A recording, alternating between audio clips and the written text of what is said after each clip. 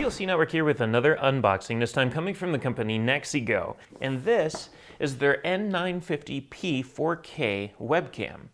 This is a webcam that actually offers digital zoom up to 5 times or 5x zoom in 1080p and a remote, so you can control it without having to be close to your keyboard or anything else that you're trying to control your software with. So you can control it from clear across the room if you wanted to. It has an 8.5 megapixel Sony Starvis sensor, which is capable up to 4K at 30 frames per second. It has built-in stereo omnidirectional microphones with noise cancellation, as well as low light correction on different levels. You can actually take the brightness up and down. You also have background light correction and fixed focus, which means you don't have to worry about focus going in and out and looking funny while you're in a very important meeting with your boss or anything else. It simply is a fixed focus that should have a very wide stage to it, so that way you can get pretty close to the camera or away from the camera without having any focus issues. All for an MSRP of $149, which makes it interesting because it's a 4K webcam. 4K. So it's going up against big names like the Logitech Brio, and at this price it's doing a pretty good job competing value-wise, assuming that it can actually live up to some of the features that it promises. But so far, we have already seen some interesting content coming from this webcam. We actually spoke to NexiGo just recently, a couple months ago at CES, and our expectations are kind of high on this one, so just throwing it out there right now. Expectations are a little bit high, but it is a 4K webcam at a reasonable price. That's a win right there. But we'll find out in a moment once we actually do a demonstration to see what it looks like. For now, we're going to open this up. We're going to see what it comes with, and then we'll show you what it looks like. So the first thing you see right here is just a little card about your warranty, and you have a user manual in multiple different languages, so don't get too thrown off by its thickness. It's not as scary as it looks. Here you have a USB to USB-C cable for connecting it to just about any computer. I thought I remember reading somewhere that it came with USB-C to USB-C, but I guess I was incorrect on that one. It just comes with a USB-A to USB-C cable here, but it will support a USB-C to USB-C cable if you have one. Then you have the camera here. Now the camera, I mean, it's a pretty big camera, but it's also doing a lot. It's light in weight, so it's not going to weigh down your screen if you have it on a light screen like a laptop or anything. It has your typical style stand here that you'd find with just about every major webcam. That's folding, allows you to grasp different styles of screen to be able to capture it from above, as well as threads on the bottom. So you can put it onto a tripod or a boom arm or anything else, any other kind of solution that you need to be able to get it right to where you want it in front of you. And then on the back, you have your USB-C cable right here, or your port for the cable here. So this is where you can use this, or you can use your own USB-C to USB-C if you have one. Again, it does not come with one, unfortunately, but that's okay, because almost every computer out there has a typical USB port still. It's only some of the new MacBook Pros and other MacBook models that have been kind of cheating and going with just USB-C. But on top of that, you have a zoom button on the top, which you may or may not use since you have a remote, which we'll get to in just a second. And then you have a hole here and a hole here. Those are going to be your dual stereo omnidirectional microphones with noise cancellation. And the noise cancellation is probably coming from this little hole in the back. I'm assuming that's going to be for background noise elimination.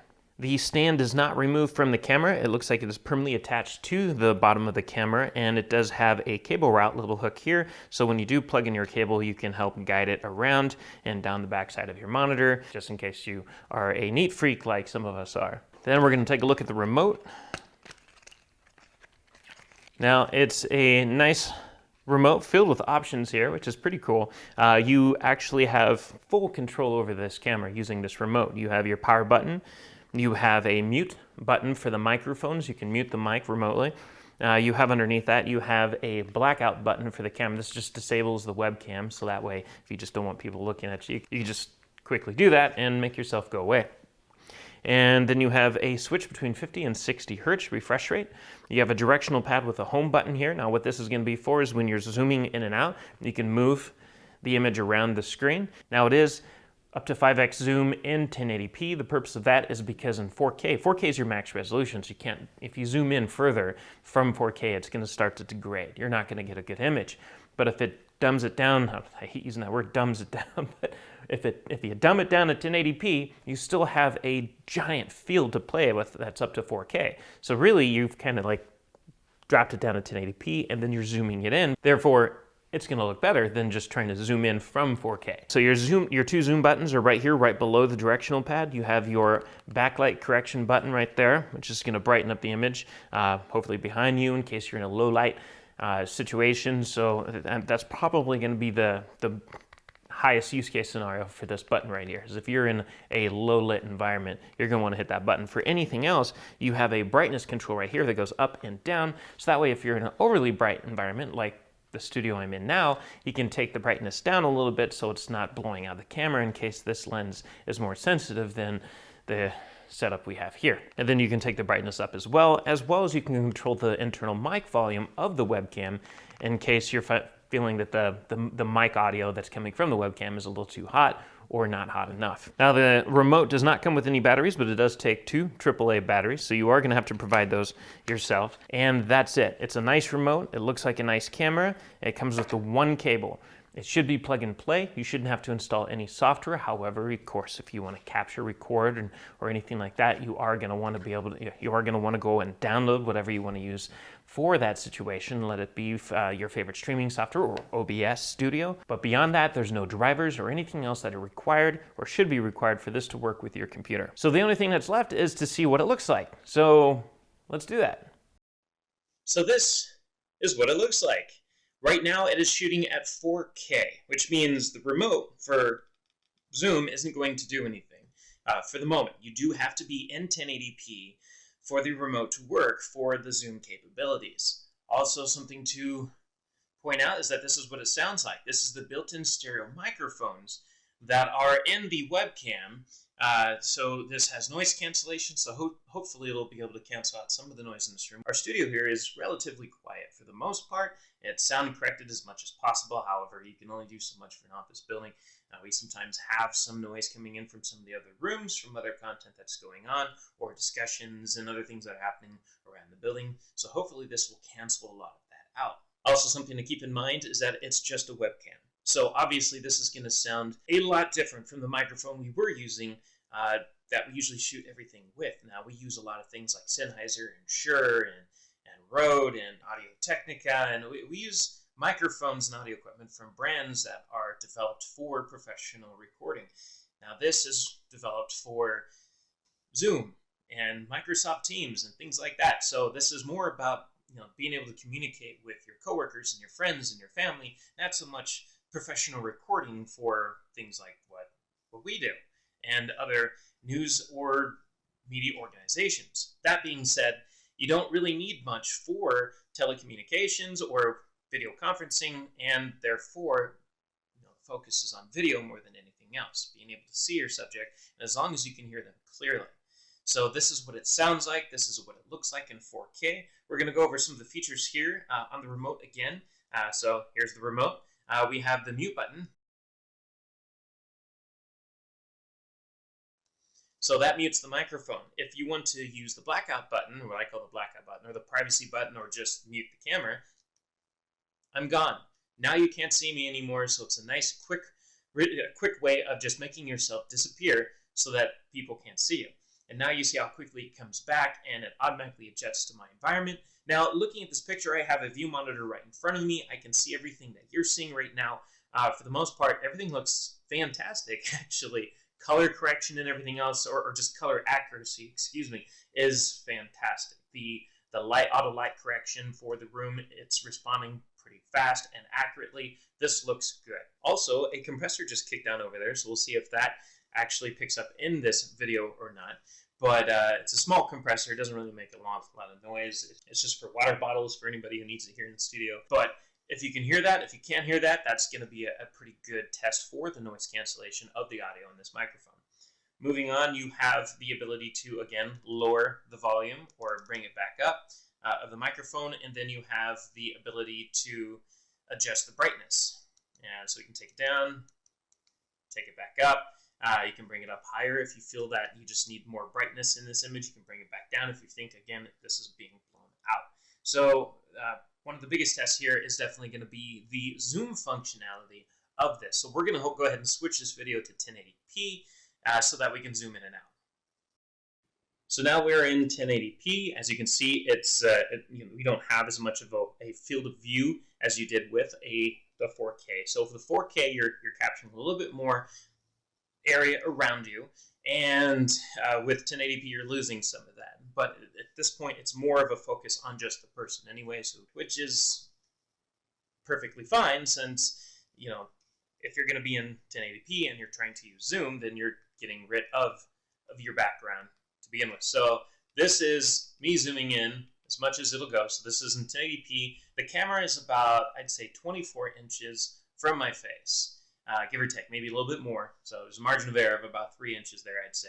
But the camera, I can just reach out and touch it. It's right there. So it's not that far away. Now, while at the same time I'm giving myself a natural distance between myself and the camera, just like it would be if it was sitting on a computer monitor or a laptop or anything like that. So we're going to zoom it back out again. And also, something to point out, the detail in the image is nice, and it looks just as good zoomed out. So I'd say we have a pretty good winner right here. We usually are hesitant on a lot of these promises of 4K webcams, because a lot of these companies, they say 4K, but really all you're getting is an upscaled 4K. Sometimes the actual camera sensor is a 720p or 1080p sensor, and they just digitally stretch it to say, hey, look, it's 4K. And then you go to hook it up to your computer and you ask yourself, why does the image look so grainy? Why does the low light correction look so terrible? Why is it blurry? Why doesn't this look anything like something like the Logitech Brio, which I'll keep bringing up because we always bring up. Now, we don't normally just throw out like the one brand and model that everybody's used to with a product, because sometimes that can be quite unfair. But when it comes to 4K webcams, that did set the standard in the industry. Therefore, it's only fair to throw it out there. If you want to promise a 4K webcam that is absolutely fantastic and beats out the competition and or competes with the competition, well, that competition is technically Brio, because there's not a lot of true 4K options out there in the market that are worth talking about. So it's nice to see at $149, this one is. Again, right now it's in 1080p. Of course, the video we're watching is 4K, so it is going to be stretched out into 4K, but the actual recording at this point is going to be in 1080, allowing us to zoom. So we'll go back to 4K one last time just so you can see it. So now we're back to 4K once again. 4K resolution, no zoom control because of this, and this is what it looks like. This is what I sound like. Again, this is up to 30 frames per second. That's in pretty much any resolution you set this to. It doesn't look like this offers 60 frames per second no matter what. So this is it, 30 frames per second. This is the kind of motion control you're going to get. This is a 60 hertz, and it looks nice. For a webcam, I can definitely see anyone being pleased with the image of this camera. Now, sound, of course, doesn't sound that great compared to a professional microphone, but that doesn't stop you from using your own microphone. So you can always use a Shure, Sennheiser, or a Saramonic even if you want to save some money. Use this as your video and use that mic as your audio, and then you'll have the best of both worlds. But in terms of a webcam, you're usually not going to get much for sound, and this isn't that bad. We have seen better for sound, but again, this camera is more of a focus on the video quality than anything else, and so far, we like it.